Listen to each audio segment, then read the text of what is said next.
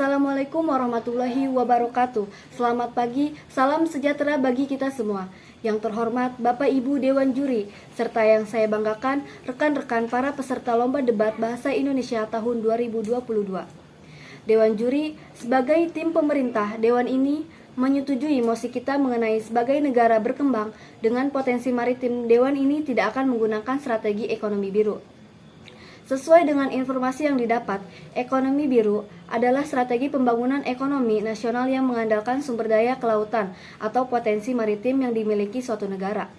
Dewan ini tidak akan menggunakan strategi biru karena konsep ekonomi biru itu dibutuhkan untuk mendukung kegiatan ekonomi dunia yang semakin eksploitatif serta merusak kehidupan makhluk hidup dan lingkungannya.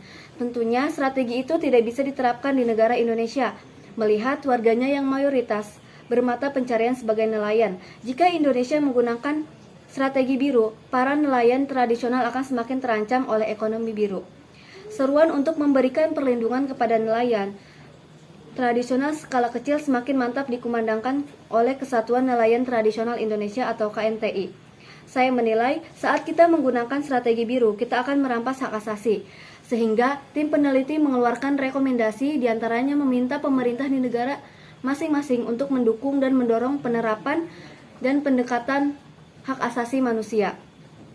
Pendekatan hak kepemilikan memprioritaskan pada efisiensi ekonomi daripada nilai-nilai sosial, budaya, ekonomi, dan spiritual yang bersifat intrinsik dan ekstrinsik.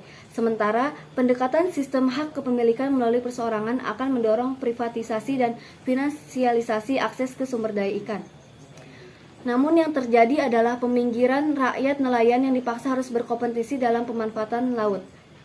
Semua hal yang terjadi muncul setelah kerangka model pemanfaatan ekonomi biru digaungkan dengan label ekonomi biru berkelanjutan.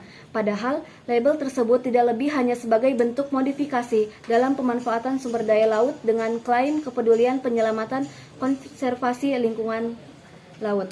Tetapi kenyataannya itu mengabaikan komunitas nelayan sebagai pelaku yang sebenarnya, juga memiliki pengetahuan dan peran penting menjaga keberlangsungan ekosistem laut.